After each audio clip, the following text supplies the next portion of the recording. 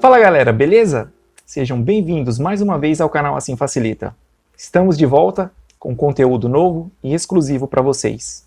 Antes de mais nada, agora ficou muito fácil contribuir com o nosso canal. Eu vou deixar aqui na descrição do vídeo o meu Pix. Dessa forma, vocês poderão contribuir com valores a partir de 1 centavo. Se esse conteúdo for de proveito para você, se te ajudar, se tirou alguma dúvida, faça da gratidão um exercício, faça da gratidão um atributo comum na nossa sociedade. Outra coisa que vocês podem fazer para nos ajudar muito é deixando um like, comentários, sugestões e, acima de tudo, se inscrevendo no canal. Bom, sem mais delongas, vamos direto para o conteúdo de hoje. Na figura, um elétron é liberado a partir do repouso no eixo central de um disco uniformemente carregado, de raio R. A densidade superficial de carga do disco é mais 4 microcoulombs por metro quadrado. Determine o módulo da aceleração inicial do elétron se for liberado a uma distância item A, r, item B, r sobre 100, item C, r sobre 1000 do centro do disco. Item D, por que o módulo da aceleração quase não varia quando o elétron está próximo do disco? Neste problema, temos um disco uniformemente carregado com cargas elétricas positivas. Vamos imaginar também que existe uma reta que atravessa o disco de forma perpendicular em seu centro. Vamos supor que somos capazes de posicionar um elétron sobre esta reta desde um ponto imediatamente acima da superfície do disco até o infinito. Nessas condições, o enunciado solicita o módulo da aceleração do elétron para alguns pontos. O primeiro ponto de interesse dista r do disco, ou seja, a distância do elétron para o disco é equivalente ao raio do disco. O segundo ponto de interesse dista r sobre 100 do disco, ou seja, é um ponto bem mais próximo do disco. O terceiro ponto de interesse, no qual deveremos determinar o módulo da aceleração, dista r sobre 1000 do disco, ou seja, está muito mais próximo do disco do que o primeiro ou o segundo pontos. A partir de agora, o nosso objetivo será determinar uma equação que possa fornecer o módulo da aceleração. Como já estudado aqui no canal Assim Facilita, o módulo do campo elétrico pode ser calculado como sendo o módulo da força eletrostática sobre o valor da carga. Passando a carga que está dividindo para o outro lado multiplicando, isolamos a força eletrostática. Dessa forma, a força eletrostática é igual ao módulo do campo elétrico vezes o valor da carga. Recorrendo ao princípio fundamental da dinâmica, temos que a força é o produto da massa pela aceleração. Adaptando ao problema, temos que o módulo da força eletrostática é igual ao valor da massa vezes o módulo da aceleração. Se o módulo da força eletrostática é igual a E vezes Q e, ao mesmo tempo, é igual a m vezes A, podemos dizer que m vezes A é igual a E vezes Q. Isolando a aceleração, ou seja, passando a massa para o outro lado dividindo, temos que A igual E vezes Q sobre m. Neste momento, poderemos substituir Q por um valor numérico, pois conhecemos o módulo da carga do elétron, e poderemos substituir m pela massa do elétron. Tanto Q quanto m são fornecidos na coleção do Halliday. Portanto, ficaremos com a seguinte equação: A igual a E vezes Q em módulo, que vale 1,6 vezes 10 elevado a menos 19, sobre a massa, que vale 9,109 vezes 10 elevado a menos 31. A carga aqui está em coulombs e a massa aqui está em quilogramas. Agora vamos fazer a simplificação. 1,6 sobre 9,109 igual a 0,1756. Aqui temos uma divisão de potências de mesma base. Conservamos a base e subtraímos os expoentes. Menos 19 menos 31 é igual a menos 19 mais 31, portanto 12 positivo. Logo, a equação fica aceleração em módulo igual ao módulo do campo elétrico vezes 0,1756 vezes 10 elevado a 12. Notem que, para determinarmos o módulo da aceleração para os itens A, B e C, teremos que conhecer o módulo do campo elétrico para 3 circunstâncias diferentes. No item A, o elétron dista R do disco, no item B, R sobre 100 e no item C, R sobre 1000. O módulo de campo elétrico nas condições do problema pode ser calculado como sendo sigma, que é a densidade superficial de cargas, sobre 2 vezes ε0. ε0 é a permissividade do vácuo. Vamos imaginar que na situação do problema temos um disco e um elétron mergulhados no vácuo, vezes 1 menos z, sendo z a distância do disco ao elétron, sobre raiz quadrada de z ao quadrado mais r ao quadrado, sendo r o raio do disco. A demonstração dessa equação já foi realizada aqui no canal Assim Facilita, e esta demonstração eu deixarei num link na descrição do vídeo.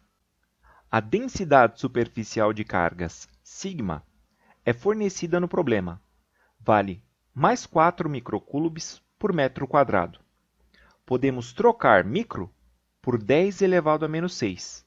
Portanto, a densidade superficial de cargas considerada no problema, ou melhor, na resolução do problema, valerá 4 vezes 10 elevado a menos 6 coulombs por metro quadrado.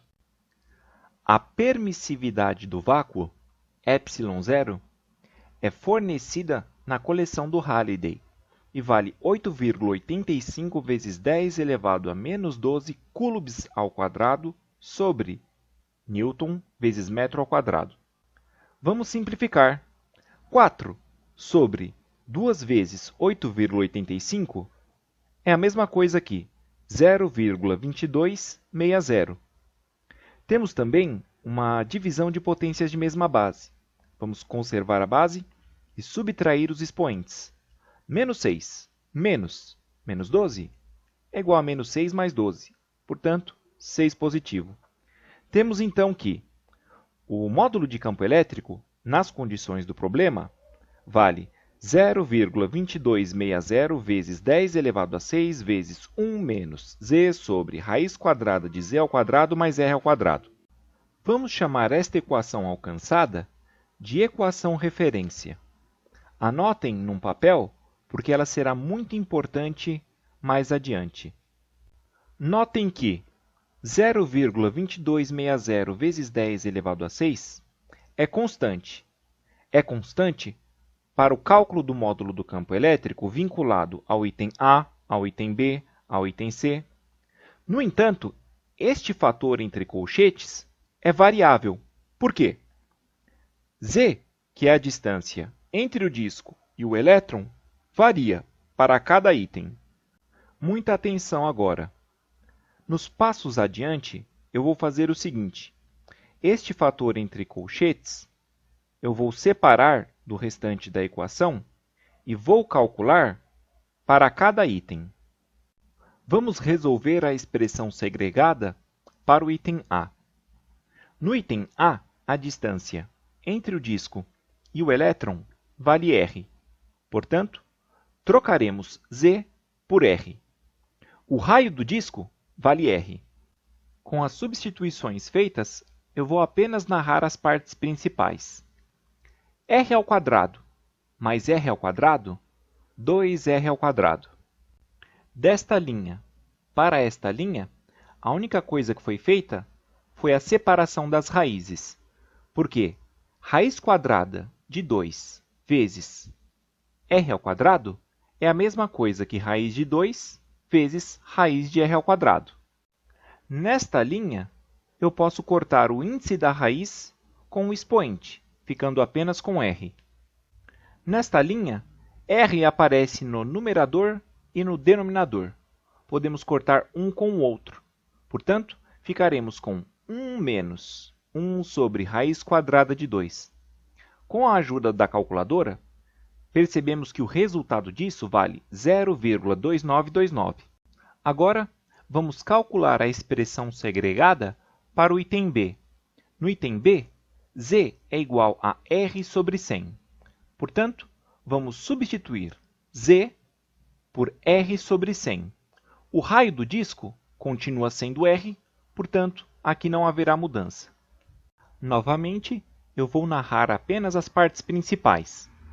r² é igual a r².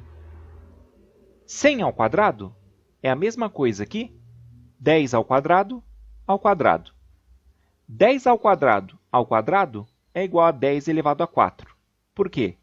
O primeiro expoente vezes o segundo expoente. 2 vezes 2, 4. Vamos analisar aqui os denominadores. Aqui temos 10 elevado a 4. E aqui temos 1.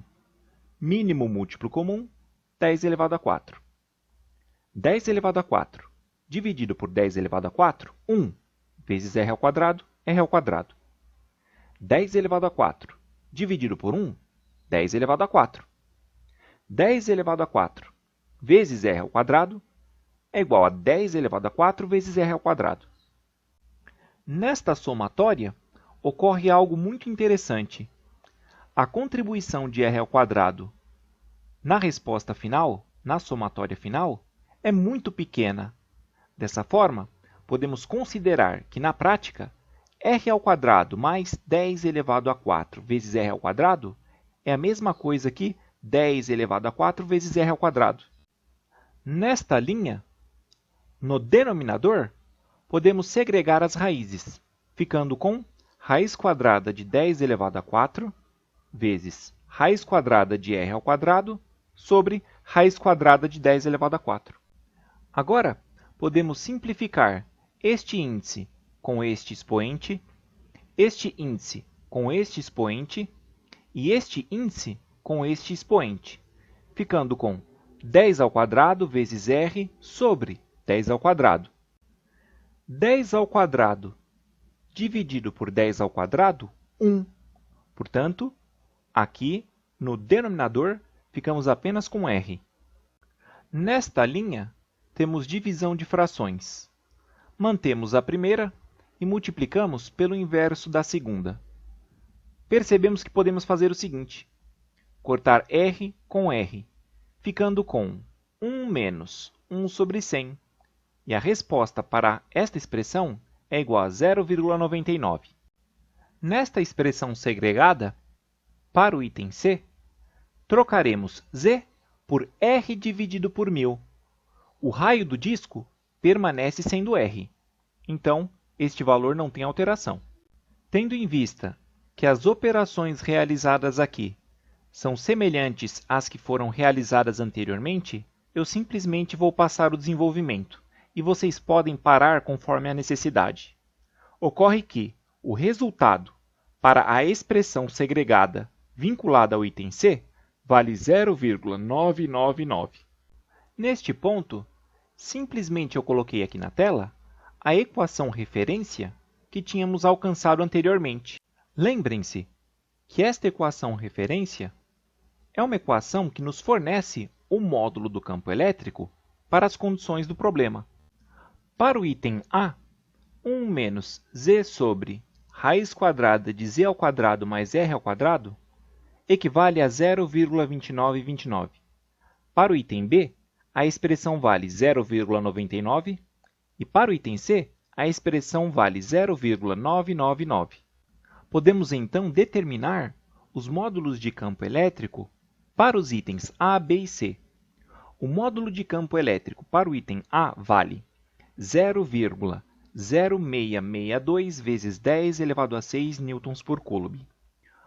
Para o item B, o módulo de campo elétrico vale 0,2237 vezes 10 elevado a 6 newtons por coulomb. E para o item C, o módulo de campo elétrico vale 0,2258 vezes 10 elevado a 6 newtons por coulomb. Aqui podemos inferir duas conclusões importantes. Quanto mais distante do disco, menor o módulo de campo elétrico. E quanto mais nos aproximamos, menor é a mudança deste módulo. Logo no princípio da resolução, concluímos que o módulo da aceleração é igual ao módulo do campo elétrico vezes 0,1756 vezes 10 elevado a 12. Os itens A, B e C solicitaram o módulo da aceleração para uma dada distância entre o disco e o elétron. Para resolvermos os itens, nesta equação, precisamos simplesmente substituir E pelo valor apropriado e realizar as operações matemáticas. O módulo da aceleração procurado no item A vale 1,16 vezes 10 elevado a 16 metros por segundo ao quadrado. Para o item B, vale 3,93 vezes 10 elevado a 16 metros por segundo ao quadrado. E para o item C, vale 3,96 vezes 10 elevado a 16 metros por segundo ao quadrado. O item D perguntou: por que o módulo da aceleração quase não varia quando o elétron está próximo do disco? Como nós verificamos com os cálculos, para distâncias extremamente pequenas do disco, o módulo de campo elétrico pode ser considerado constante. Nessas condições, como consequência, o módulo da aceleração pode ser considerado constante também.